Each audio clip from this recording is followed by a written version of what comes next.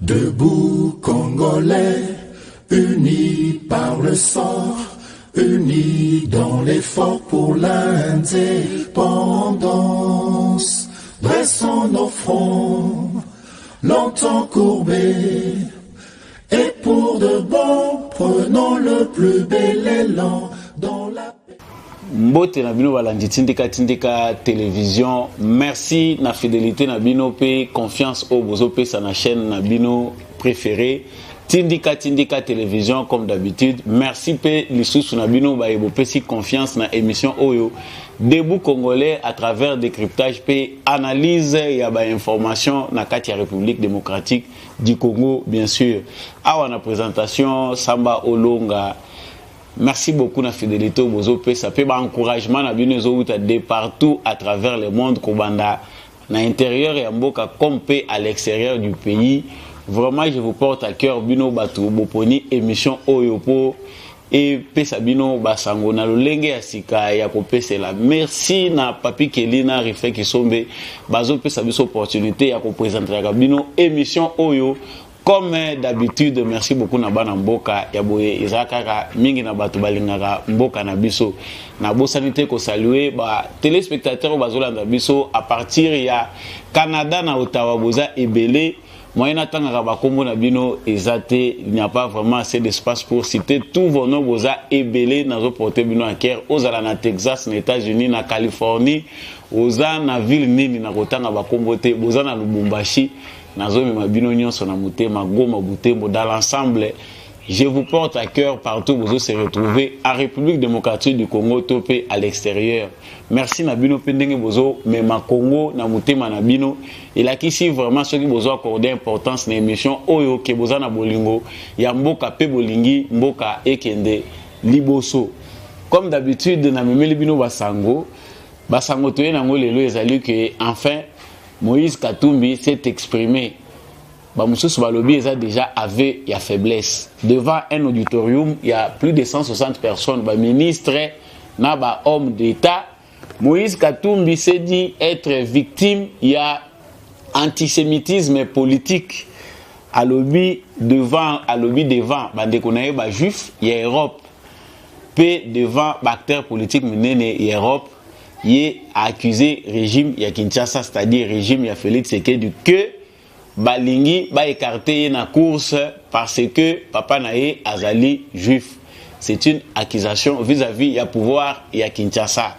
Alobi batu bamona ki malamu ndenge nini na 2019 na retour na ye des millions de Congolais bakendaki koyamba ye. Liko la kisake aza aimé musala salaki na Congo eza musala moko malamu mingi. Mais à mon intention un régime à Kinshasa ezaya kolinga ko écarter na course alobi akoko za la 100% na côté ya Outi asali déjà mingi pour na Congo akoko za na penchant côté ya papa na ye donc alingi ko prouver loyauté na ye vis-à-vis ya Congo avait à faiblesse trahison nini oyo réellement Moïse Katumbi. Que reste-t-il de l'avenir politique ya Moïse Katumbi? C'est tout ce que nous allons chercher à découvrir tout au long. Il y a émission Oyo ezali pour énerver pour certains Congolais, c'est vraiment énervant. Pour d'autres Congolais balobi ezanango ya solo, mais tout au long il y a émission Oyo tokoluka vraiment tout se recadrer pour toyeba ya solo nini ezali koleka na ndeko wana. Information ami balé tokolobela awa ezali ministère ya justice ba instruire déjà procureur général près la cour et la cassation, même ce cas entre guillemets très critiqué parce que Nanzela naye ba dossier zozala vraiment clarté ba tebele bazali ko kimela Nanzela ya procureur wana. Ça c'est un autre dossier mais ba instruire yé pour na ko ouvrir dossier ya ko mener ba enquête concernant ba prétendu allégation sur ba détournement autorité kolobela awa ya misolo ebele Nanzela ya banque BGF banque oyo et salemaki sous régime ya Joseph Kabila. Bongo wana tumonaki ndenge ba média ebele étranger zolo belango na ngambo ya PPRD balobi ezali chantage. Mais na ngambo ya batu musu balobi ezali déjà une façon ya mettre en lumière oyo ezali ba banditisme d'état oyo ezali pillage ya ba finance publique via système Oyo Kabila Achaki na République démocratique du Congo. Ministère de la Justice instruire à ouvrir un dossier. Est-ce que le dossier wana et quoi aboutir et à citer comme Joseph Kabila directement? Est-ce que c'est une voie déjà ouverte ou pour faciliter que Joseph Kabila enfin à quoi il y a filé la justice congolaise? Ce sont tant de questions que les Congolais se posent. Nous allons chercher des réponses tout au long de la émission Oyo. Enfin, nous allons atterrir par ces révélations de l'IGF qui dit déjà avoir mené des enquêtes depuis avril ou mars il y a 2021 Oyo sur Makambo Oyo presse internationale balobeli. Donc Oyo bimiwana Isaiah Sikate IGF a ça yebiango meye balobela ki montant moko ya 43 millions de dollars via BGFI banque mbongo oyo bango bazwaki na banque centrale sans toutefois kokende na ba procédure oyo ezali normal. IGF déjà a transmis un rapport sur banquette wana oyo ye amenaki eza musala munene oyo IGF aza na kati ya kosala mais tumoni ji la lingeta ameki kotalisa na ba congolais oyo bango bazo sala oyo pe sengeli justice et sala tout au long il y a émission Oyo. Ba conseiller chef de l'État baza très cité, ça c'est un bonus. Très cité na ba affaire rebelle zali koleka na kati ya mboka. Partout on ne cite que les conseillers du chef de l'État. Bokende na plan ya ba chantage, on parle ya ba conseiller chef de l'État. Ba kende na makambo ya ba accord moko topé ba 10% to makamoko malsain, on cite des conseillers du chef de l'État. Bakende na trafic d'influence, on cite les conseillers du chef de l'État. Enfin, le président de la République est-il bien entouré? Quand on sait que la majorité, il y a bateau baza entouré chef de l'État, dans la plupart, le président a un entourage direct. Au baza, le président c'est la diaspora. La diaspora, malam. Ils image na bino ndenge mutezali sali ya diaspora congolaise que batebele oyo touré président de la République bazali batu moko nde na poto bazwaka na bango mbongo te baye na Congo parce que baye nde kozwila awa na Congo tukolobela bonus oyo pona quaterrir na ba information na biso une fois de plus na souhaiter bino les bienvenus na numéro ressources oyo spécial oyo principalement tozolobela. L'information est très importante. Moïse Katumbi. Restez branchés, restez toujours accrochés. Si vous avez une analyse, vous hésitez à partager, à commentaire, vous pouvez saper la suggestion dans le numéro Oyo. Ils ont lancé à l'écran. Tolobi Moïse Katumbi. Aouti ko loba oyaye. A pessi point de vue naye parce que tout le monde le sait. Ils ont les sous-secrets, il y a polichinalité. Moïse Katumbi a déjà fait transparaître Oyo Ezali ambition politique, c'est-à-dire ambition présidentielle. Yakolinga Kokoma, président de la République, Nakati, la République démocratique du Congo. Pour les uns, c'est une bonne nouvelle. Pour d'autres Congolais, c'est très agaçant, vu ce qu'ils ont connu na la République démocratique du Congo pendant 18 ans. Il y a règne à Joseph Kabila. Tout le Baka a 21 ans. Il y a règne, il y a tous les deux Kabila. C'est vraiment une catastrophe pour certaines personnes.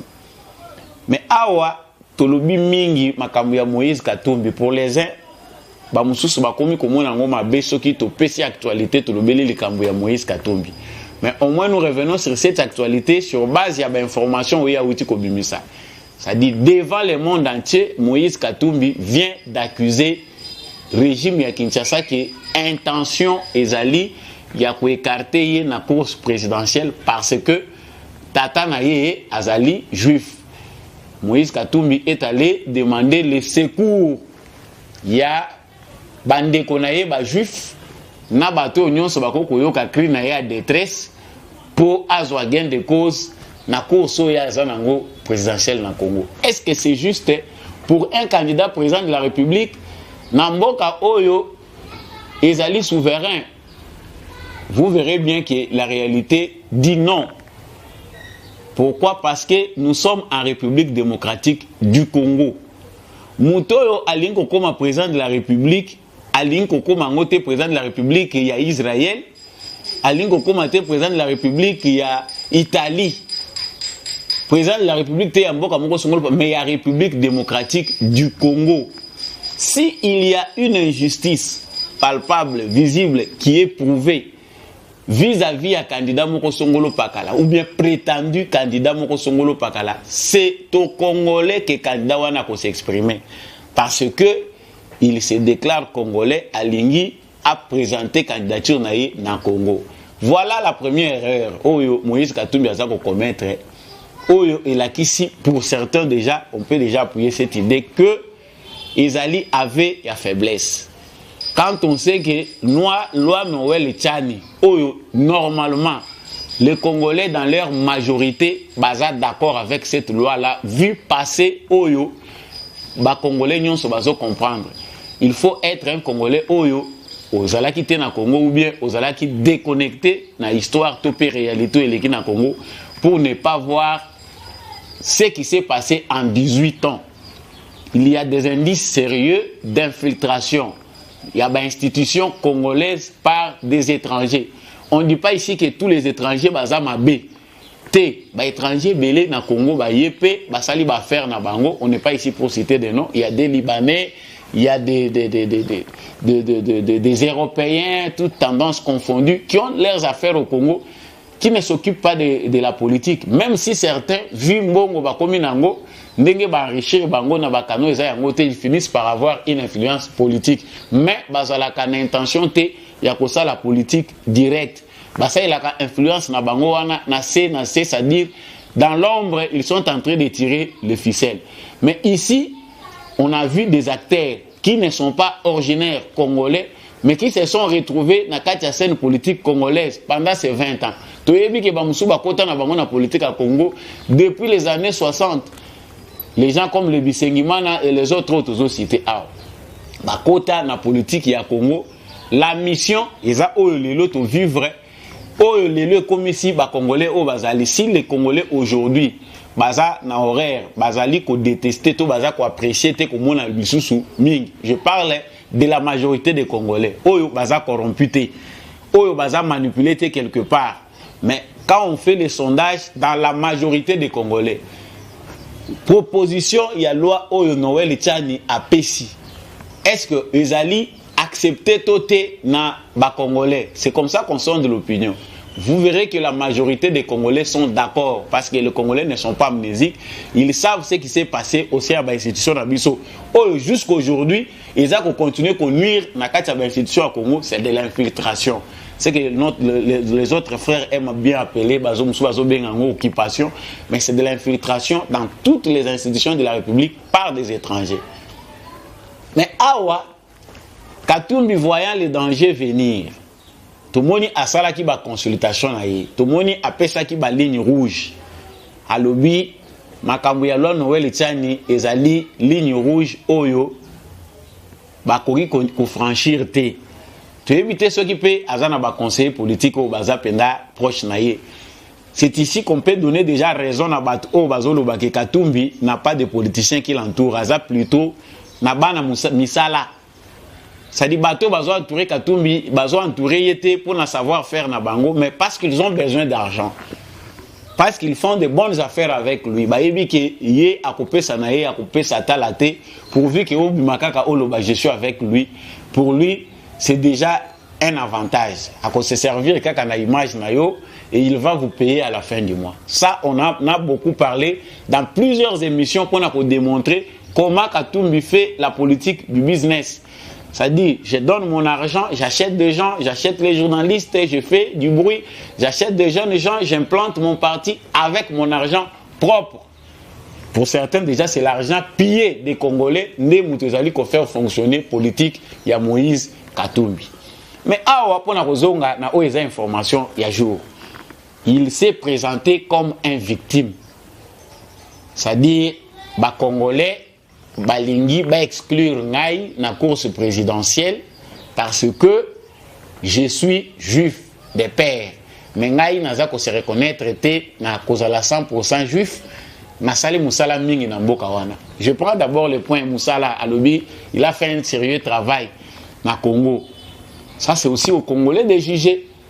pendant les 7 ou 6 ans où Moïse Katumbi a passé comme gouverneur, qu'est-ce que les Congolais ont gagné de concret? Qu'est-ce que la province du Katanga, les grands Katanga, parce qu'à gérer qui a des pièces, il y a géré Katanga, il y a Mobimbalango. Quels sont les travaux qui ont été faits par Katumbi? Le contraire, c'est que Mbongo ya Katanga au Bangay copié, parce que Joseph Kabila a eu aussi à voler pendant tout ce temps par l'intermédiaire de Moïse Katumbi, gouverneur. On ne pense pas que Moïse Katumbi empêchait à Kabila de faire Oya Bazaï Kosala en termes de mines. Parce que Katumbi lui-même c'était un affairiste, a zappé na ba mine na ye, a boto la pe ba mine ya bato. Le contraire, ils allaient poudre yo batiaka na misu ya Congolais. Ya kosala ki mutu azoyiba ndenge na lingala balobaka moyibi ya mpuku. C'est-à-dire quelqu'un qui est là gouverneur, azana ba dossier flou, on ne sait pas comment les mines sont gérées dans sa province, azo bate la ba intérêt ya Kabila. Et pour flouer les Congolais, il prend les miettes azo débrousser na plaisir, c'est-à-dire dans le football. Et là, Bazako profiter de la naïveté à Congolais. Ah, c'est un donneur. Moutia Malam, je répète ici, je l'ai déjà dit plusieurs fois. Bateau va fabriquer Moïse Katumbi. Et ça, Kabiliste Bangomo. Ceux qui ont donné la popularité, populisme, parmi la stratégie, il y a Kabiliste Bangomoko. Bangomo, tu vas inventer Katumbi. Ceux qui vont vérifier les vidéos, vous verrez ses propres vidéos. Comment il a été fabriqué politiquement par Joseph Kabila. Quand il dit qu'il a fait du bien pour les Congolais, tout ce qu'il a fait au Congo, c'est quel travail? C'est-à-dire, Ezali Mbongo Oyo, comme tous les kabilistes, Denge Basalaka. Donc, Batie Bino, Bazako assujettir Bino, Bazako surexploiter Bino, Bazako piller l'État congolais, institutionnaliser pillage.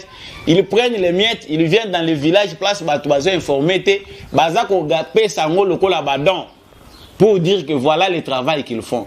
Moi, catastrophe, mon gars, quelque part, il prend les 300 000 qui ne sont pas un don.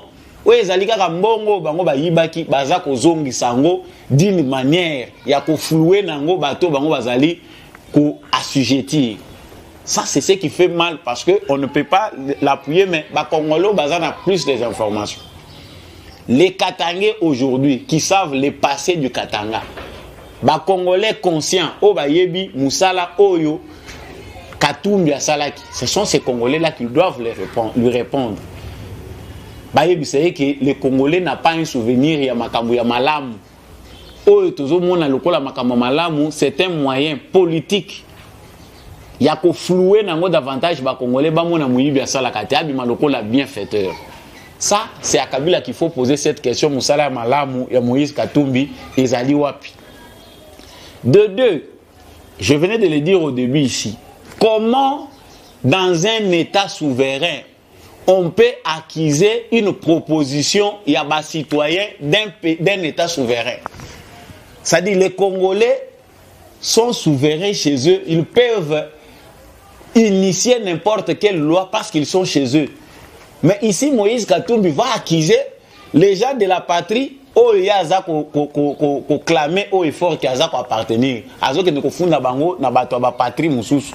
Que kuna balingi be écarté. Mais qui sera juge? Les juges, ils sont congolais ou bien les juges, ils sont étrangers. Pour les uns, pour les Congolais, oh, nationalistes, pour les Congolais qui sont à 100% dans la loi Tchani, les propos de Moïse Katumbi ont été une fois de plus insultes dans le peuple congolais. Parce que ça ne se fait nulle part.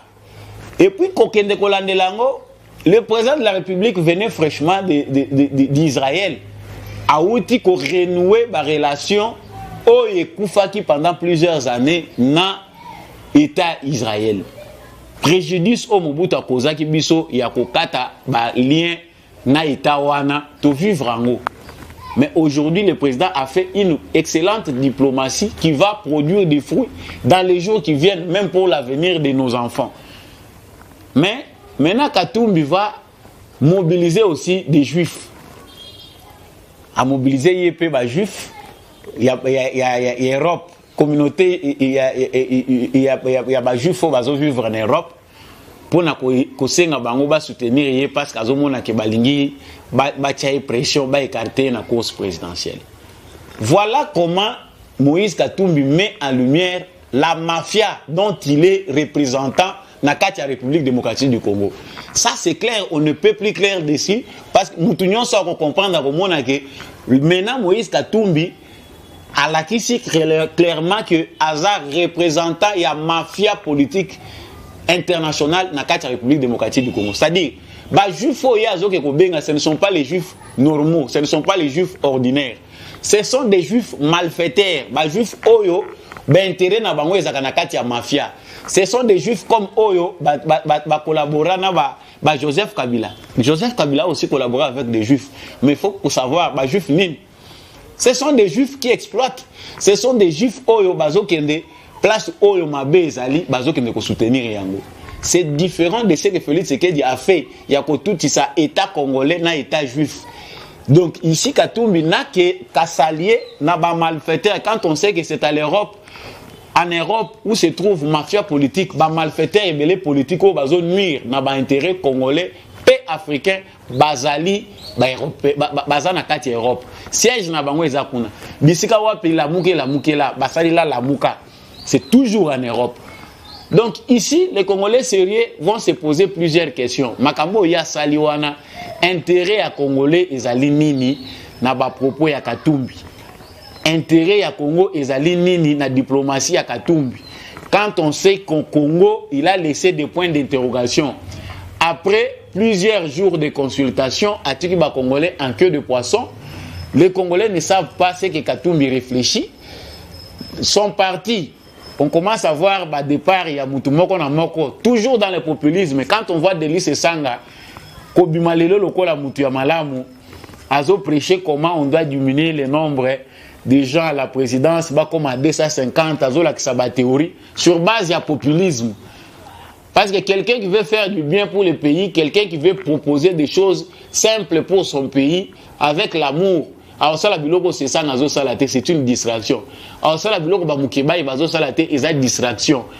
On attendait une décision courageuse de la part il y a ensemble na président na bango plateforme na bango mobimba. C'est ce qu'ils n'ont pas fait. Ils ont compris que l'opinion congolaise commence déjà à comprendre. Ça dit ceux qui tozongi awa pour conclure na makambo ezoleka na Congo, les Congolais sérieux na lingaka kolobela mingi le mot sérieux parce que les Congolais qui se reconnaissent sérieux ba yebi kota la histoire côté to wuti ba yebi kota la acteur politique moko na moko apport na yezani na politique congolaise tata na yena ni maman na epenani parce que les Congolais doivent comprendre que et loko ezali important awa c'est de savoir koyeba les citoyens congolais d'aujourd'hui doivent agir comment face aux différentes réalités. Et puis, makambo to koneta ki lobby, berrer na biso ezaki nini pour le loto bongisa. Mais ce ne sont pas des polémiques inutiles ndem to komabiso de l'avant. Et ça tali dans la plupart. Ils allaient pour rendre peut-être kolobaki, tout le monde pesa ba congolais de père et de mère davantage. Non. Tous ceux qui veulent devenir congolais comme dans les droits internationaux, comme nos frères aussi ont choisi d'autres nationalités. Ils les deviennent par rapport à l'intérêt bango va se peler nango. Ça c'est sûr. Mais il n'y a pas que la politique. Il n'y a pas que la politique. Ah, maintenant Katumbi ezakolela parce qu'il faut tous à la claire là-dessus.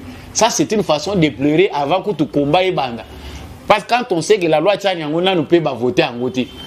Quand on sait maintenant que les Congolais sérieux ba komi kolamuka ba ke maintenant ko mobiliser toute la mafia internationale contre le régime de Kinshasa.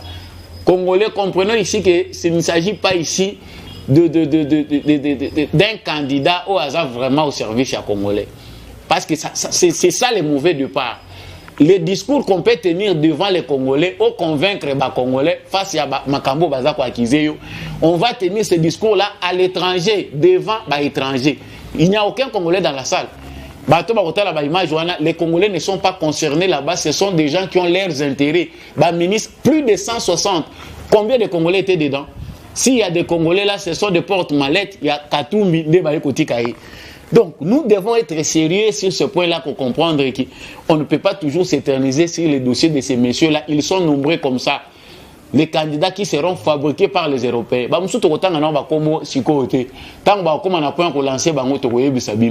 Les Congolais doivent être très vigilants ici parce que l'Europe ne se reconnaît pas dans le régime de Tshisekedi. Peu importe, mafia, théâtre, on va nous fabriquer des candidats et des candidats. Ils ont compris que l'Afrique doit être libre, le Congo doit être libre. La publicité, moni ba bienfaiteur, on va présenter bino. Faut boto na bango.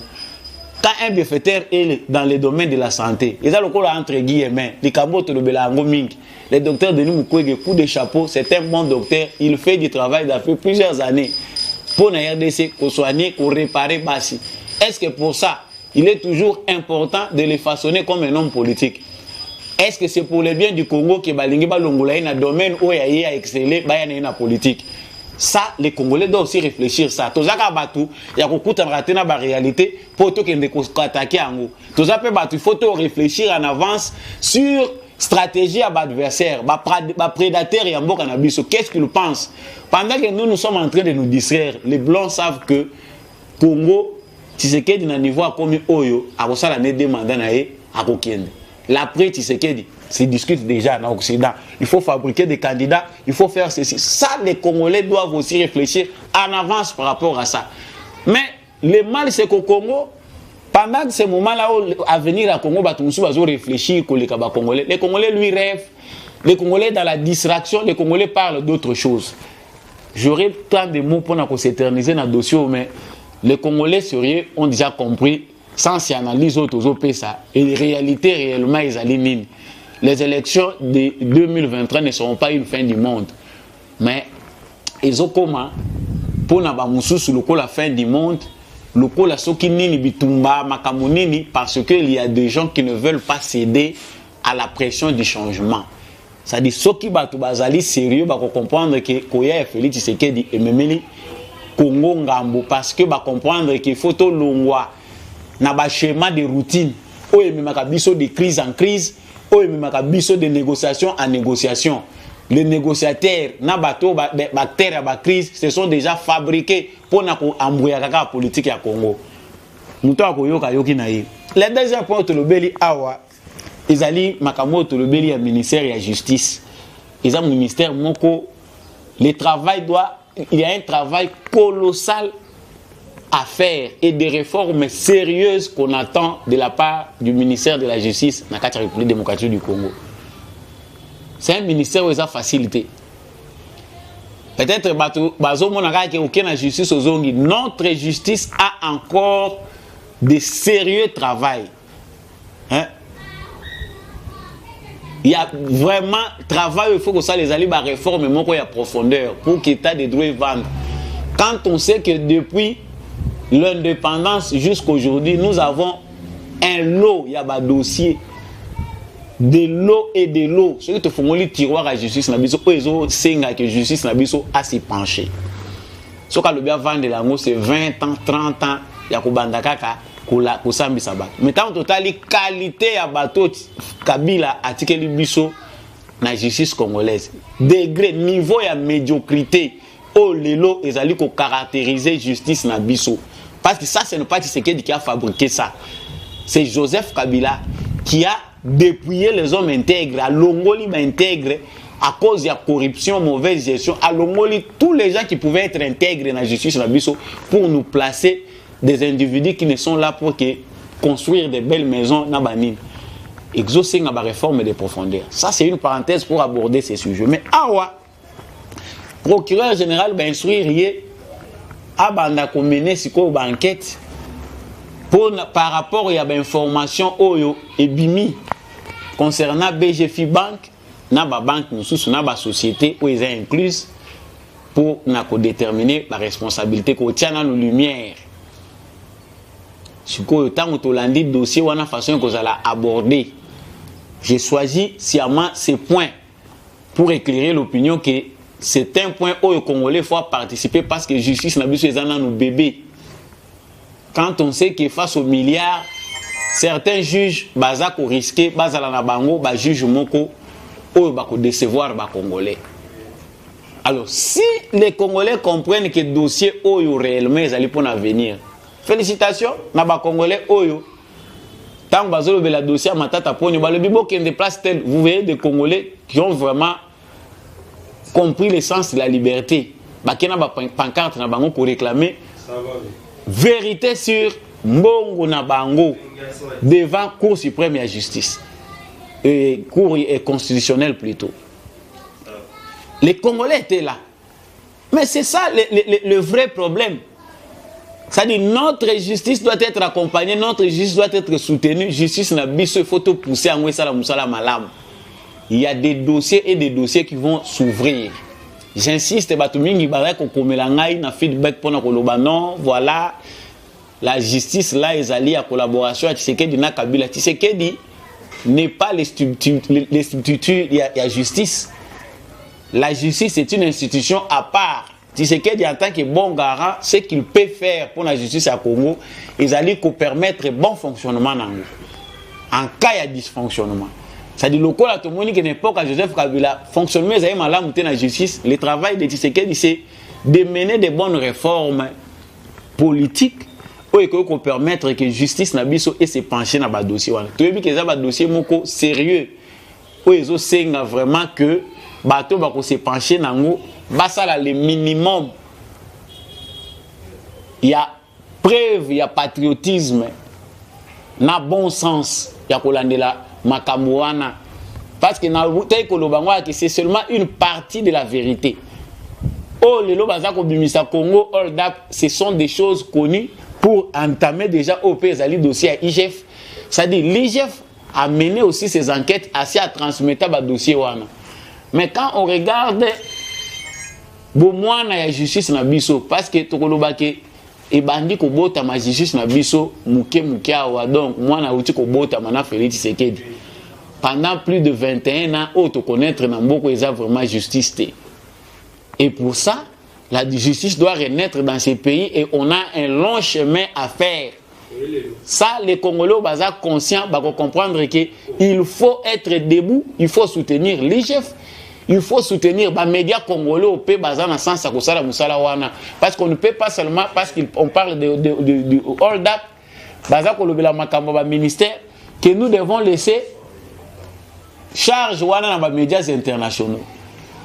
Ça dit que Patrick Mouya ya soki aza koyoka biso eloko akoko sala pe awezali ya ko banda pe ko proposaka ba média o eza ko exceller trophée ya excellence ya ba média par le gouvernement congolais ko banda ko soutenir ba média oyo bazali pro démocratie ba média oyo bazali ko aider que état na biso et comme réellement un état de droit.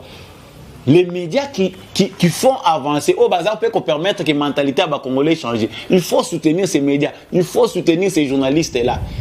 C'est ça aussi le travail que devait faire le ministère de l'Information et de la Communication.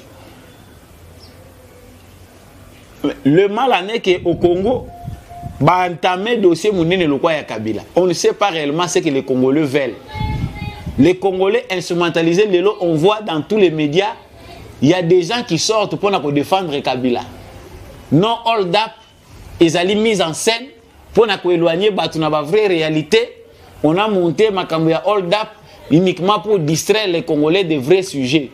Le hold up, c'est aussi un bon sujet. Les médias ont facilité quand on sait que la majorité des Congolais, ceux qui ont Congolais ont la vérité, ils peuvent s'accréditer la vérité à Congolais. Il faut pour que certaines personnes comprennent qu'ils ont vraiment un scandale. Bango Baza déjà bien équipé. Ces journalistes internationaux ont des formations, ils ont l'expérience, ils ont l'appui de leurs États. Baza pour fournir Bango. L'expérience Baza Nango, Bayebi qu'on mène enquête. Quand on sait que nos médias, nous, quand il s'agit de mener enquête, ils n'ont pas de soutien, ils n'ont pas de moyens. Il y a des gens peut-être dans le Congo qui peuvent souci à mener Makamwana dans le bien, mais il faut obtenir un soutien au gouvernement. C'est ce que les ministres doivent faire. Les ministres doivent communiquer au gouvernement ou défendre les positions au gouvernement. Non. Même dans les pays, tout le monde il y a un budget qui va proposer, tout le monde peut pour aider les médias et se spécialiser, se professionnaliser. Parce que l'information normale ne circule pas. Dans les médias, dans les réseaux sociaux, c'est-à-dire, ils ont tout moli à Kabila.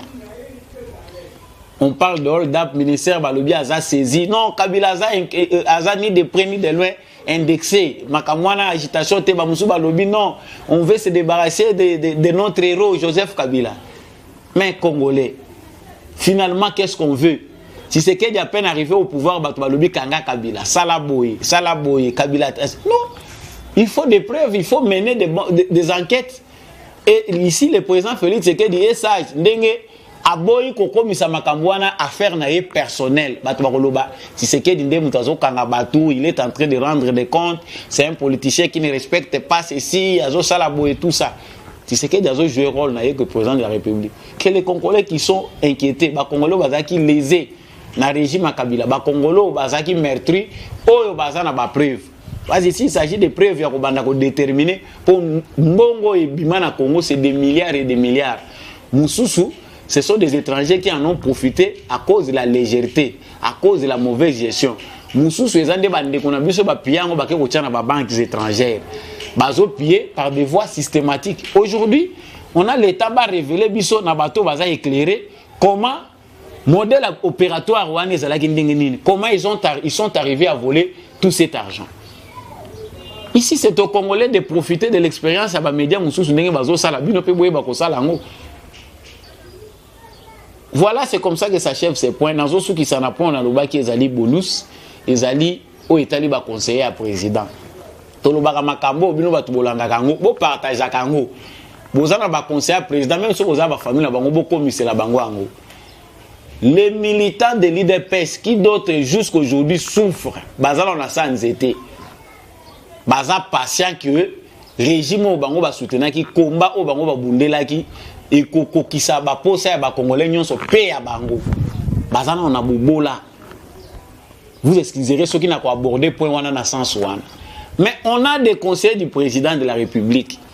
Oyo parce que et comme ko leka na lelo na kotanga ba kombo ba tuté parce que kotangi ba kombo les conseillers les tout puissants o bino bozalaka.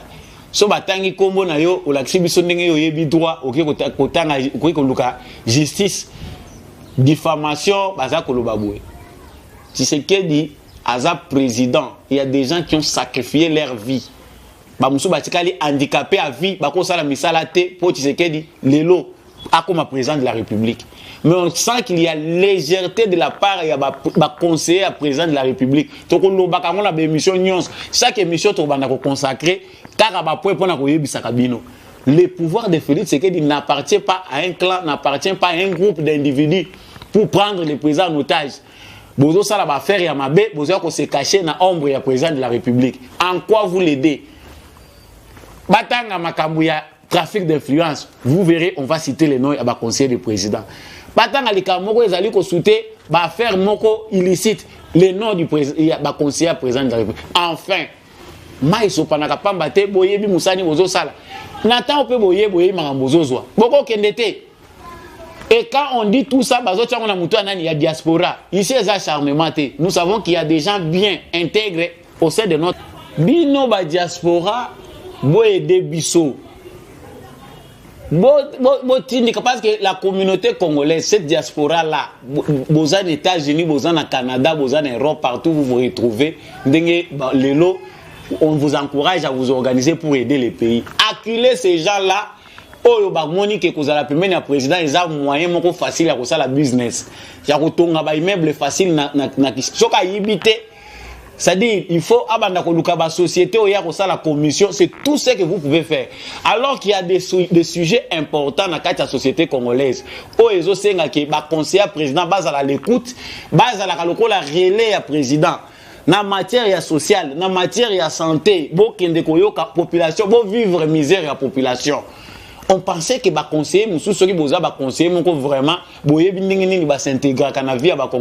allez même vivre dans des quartiers populaires pour voir ce qui se passe là-bas. Mais les conseillers sont dans des bistros, les conseillers dans des quartiers chics, dans des centres-villes.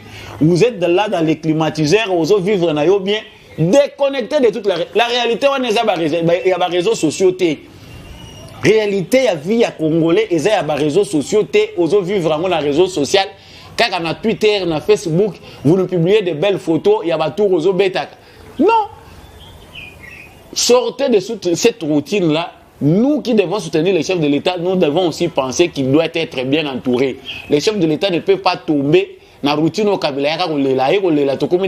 Après près de 10 ans à pouvoir à lobby, je ne suis pas entouré, ce qui n'a qu'à 15 personnes.